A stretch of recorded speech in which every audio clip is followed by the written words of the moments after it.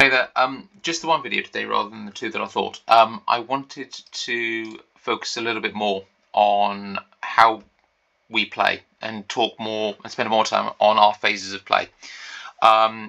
Bit more time on out of possession stuff, making opposition play predictable, really get you guys to see some images there, and then something for the goalkeepers at the end around techniques of play and how we need to be reacting to how the goalkeeper wants to play. So, our objectives. We score goals through direct penetration. Fnar, yes, very funny. But it's about, after we've got patient possession, we move their block around, we then directly penetrate into an attacking space, we have a shot. Or we directly penetrate through direct, fast counterattacks. That's how you score goals in futsal, and actually we are really good at it. We just need to create more of these opportunities. You also get a very, very large number of goals as a result of set pieces. However, a set piece is not static. You need to have movement. We need to make late, intense runs with changes of direction. We need to move the ball to move the block. We're not all, people are going to set up a wall against us. We need to move the ball around the wall, or we move the ball to move the wall, and then we go. Expect the keeper to save it, but not to hold on to it. So make sure we've got players available for tap-ins and knock-ins. All of our principles of play, how we play, are to create traps to create these opportunities. Everything we are doing is trying to move towards direct counterattacks, patient possession and moving their blocks, and set pieces, kick-ins and corners that we can then exploit.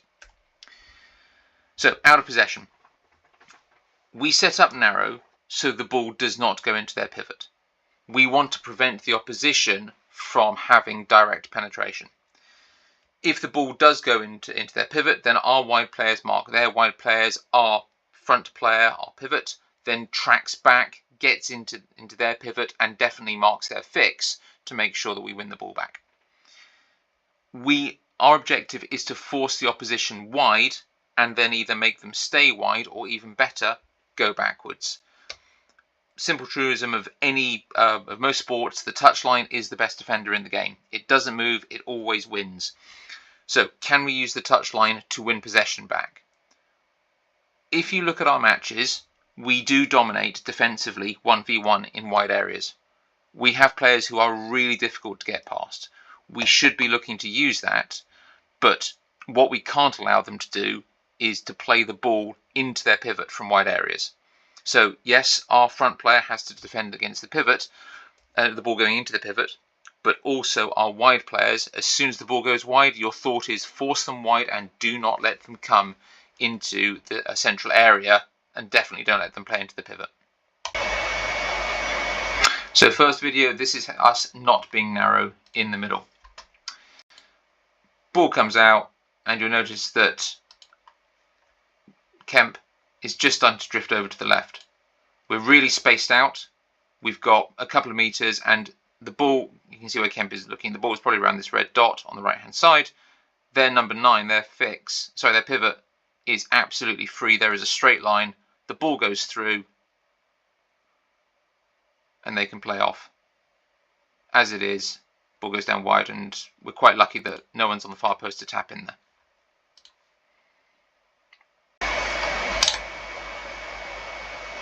So this is a better setup. You notice how much more narrow we are. This is obviously going to make it harder for them to play through. Good pass off by Meg into Alex there, so we know what's going on. But again, they're just moving the ball enough that they can play the ball into the pivot, and there's a chance there. So this is a good setup. Their pivot makes the move. That's fine. Hand off. That's fine. Lydia comes over. Meg, I'd probably want you a little bit tighter in there. So further up, more engaged, but in sort of on that green line. Rocket, don't need to press. We're thinking, how do we control the centre? We don't want to be pressing there. Let them make the mistakes. Look how narrow this player is on their left. That's 7 or something. They've got the wide player out there. Meg, I'd need you closer. So dealing with that. And we're trying to stop the ball into their pivot. So this direct ball that they end up playing, we don't want them playing that. because they've got runners off. Now, as it is, our positioning is good enough that we can actually stop this. Alex does a good job, and if all they've got is that back heel that way, going that way into space, and Lydia's there, that's fine. We will deal with that all day long. The most important thing about our out of possession objectives, though, is that we have to be patient. If we are patient, if we just sit a little bit, make them make decisions, they will make mistakes. If we stay narrow, if we control the centre, if we don't let them play into their pivots, if we force them wide and force them back, they can't play forward. They will try something clever and they will make a mistake, and we will win the ball back. And when we do, we counter-attack with pace. One small thing, and I'm just going to say, keep saying this, never, ever, ever press the goalkeeper. Video coming up showing why. And I do appreciate, Rocket, that by charging down the keeper, you did score our first goal, but there is a time and a place for doing that, and pressing the keeper like this, I want to show you why we don't do it. So why not press the keeper? I'm going to run this video through. Ball's going to come off Rocket. She's going to chase it down. Just going to pause it there. Notice what the goalkeeper's saying to do. Through ball.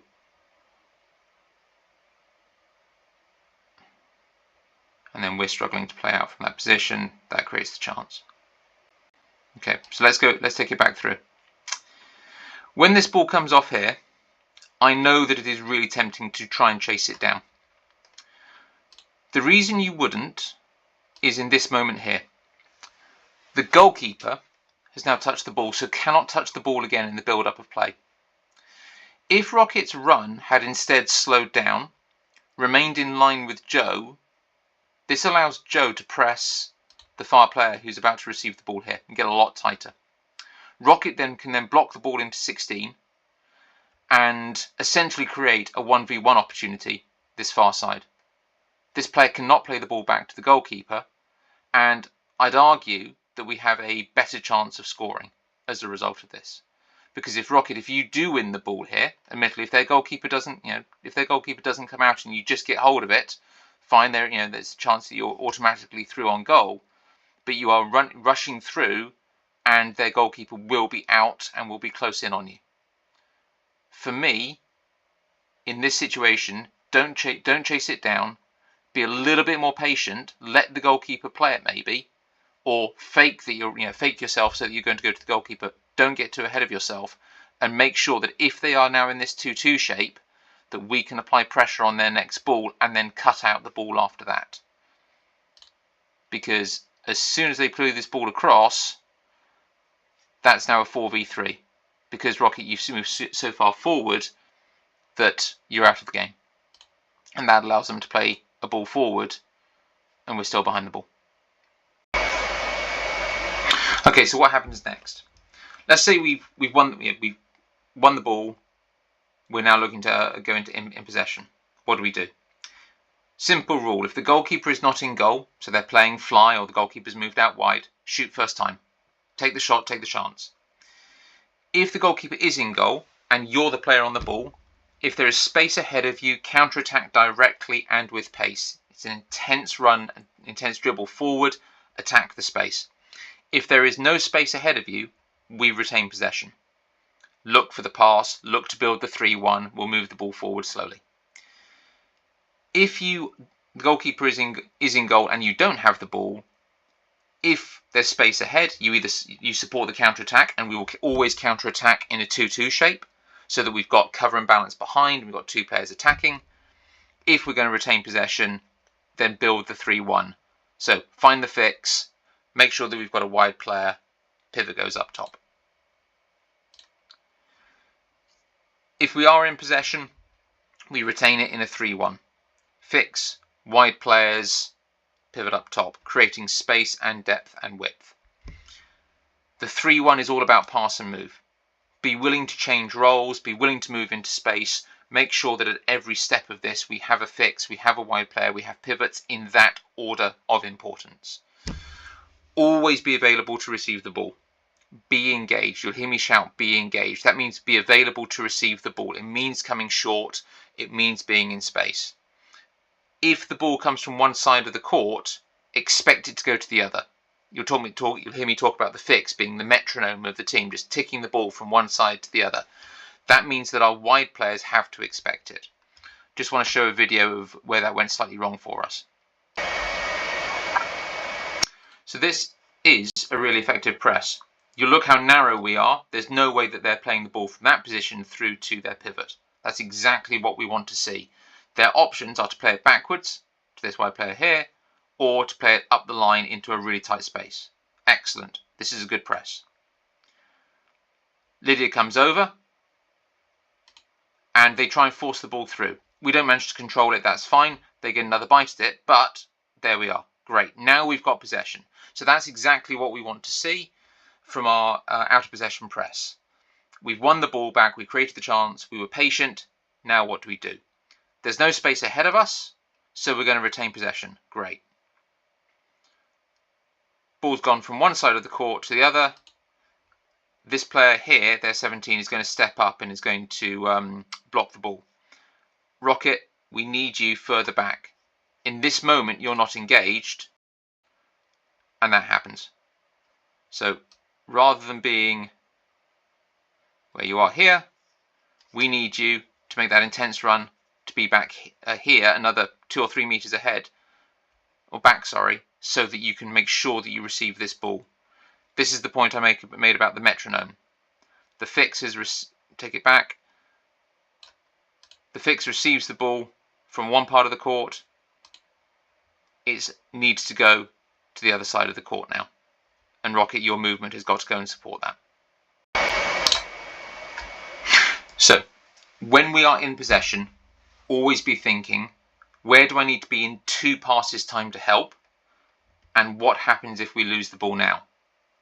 The first one helps us think ahead, and we can be thinking what rotations do we need to be making, and those will happen organically. The other bit is about cover and balance. If we lose the ball now, what is going to happen? Therefore, do I need to be moving? Where do I need to be? So we've just transitioned to out of possession. What do? If you've just lost the ball, it is intense work to recover it and recover your possession. Don't commit a foul unless it's absolutely necessary. I'd rather we didn't foul, but it's an immediate focus on winning the next moment. If the team has just lost the ball, then it's intense work to create a defensive shape. If we end up in a 1v1, just force the opposition wide, use the touch line, just push them out that way. If you're 1v2, 1v3, then it's a question of delay, wait for support to come back. That support has got to come back intensely though.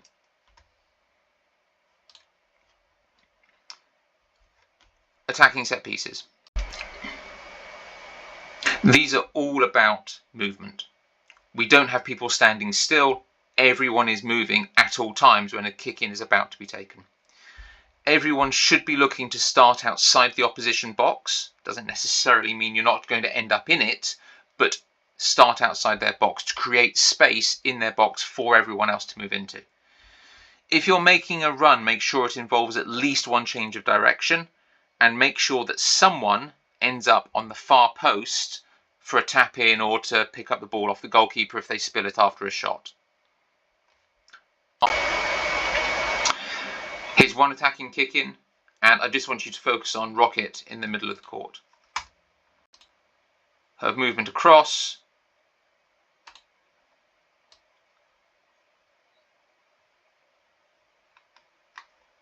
Yes, she's being marked. Yes, she drags.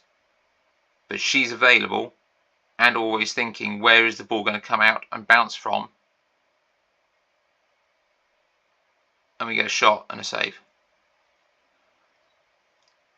Meg, for me, yes, your position is okay, but I want you to start outside the box, the goalkeeping area, and end up exactly there. If you start outside the box, this player here probably doesn't start there. It's too easy to mark you, it's too easy to put you there. If you start outside the box and make your run in, maybe this first ball that comes in comes to you, or maybe the keeper ends up parrying it and you get the ball. As it is, Rocket, good follow up, very good save. And the final part of how we play is around defending kick-ins. Again, nice and simple. Everyone stands behind the ball. We have a diamond shape. If that's not quite appropriate, make sure you man mark in that moment. But it's the same principle of what we discussed out of possession. We control the centre with the objective of forcing the opposition backwards. They cannot play into their pivot. We force them wide and ideally backwards, and if they go wide, then we use the touchline to win the ball back. So this is a really good example of us defending a kick-in and then countering. So notice, we're all behind the ball, nice and narrow, and it's going to be hard from where the ball is, which is just to the right of the screen. It's going to be hard to get the ball to the pivot. Excellent. We're patient, we take our time. Ball does go to the pivot, but notice where it goes. Immediately behind the ball, so they're not going to play through us in this moment. Everyone's covered. Kemp's tracking her player. Joe's got this one here, fine. Rocket puts a bit of pressure on. Joe gets the ball. We deal with it. Rocket chases it down. That was how we scored our first goal. It all comes, to start off with, from this moment here. We make the play predictable at the kick-in because we're controlling the centre. Even when the ball does go into the pivot, we then make it predictable again. Good pressure by Alex to push the ball backwards. And we're closing the centre off. They can't play it wide and they have no choice. Play it back. We can put the pressure on. Joe's got her player. Win the ball. Thank you very much. Off we go. So much of what I think I've said there is about making the play predictable, particularly out of possession. From from the ball with the goalkeeper, we set up with this narrow formation because we are trying to set a trap, which is our fast counter-attack.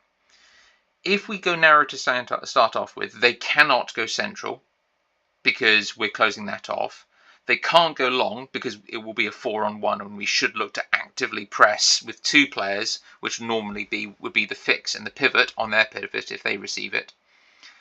If they go wide, we'll just press you to the sidelines. And if it goes short to their fix, it's not really going anywhere. So this makes it really, really simple for us to defend, and it makes them have to make really complicated decisions and find innovative ways through us. If the ball does go wide, say to this left player, then the near side player, this winger here where my mouse is, cuts the ball to the pivot. So this green line, they should be moving across, stop that happening. That means the fix has got to be screaming at them to do it, and the fix just start to get ahead of the pivot, or certainly not behind them anymore. Maybe move to the side so that if the ball does come through, you can quickly win it. The front player here, our pivot player, if you will, your job is to cut out this green pass to the opposite winger. It cannot go across. What we want it to do is to go back, to get bounced back into their fix and then played. This far side player on the right, where my mouse is now, we're expecting you to expect this run. So if this wide player goes up, you're getting ready to track that. We force the ball backwards. We keep doing this. We keep making it move across this U. They will make a mistake. They'll try and force the ball through to the middle, and we win it back in that moment. If it's in our half, it's exactly the same principle. We start narrow. They can't go central because we're covering that off. They can't go long.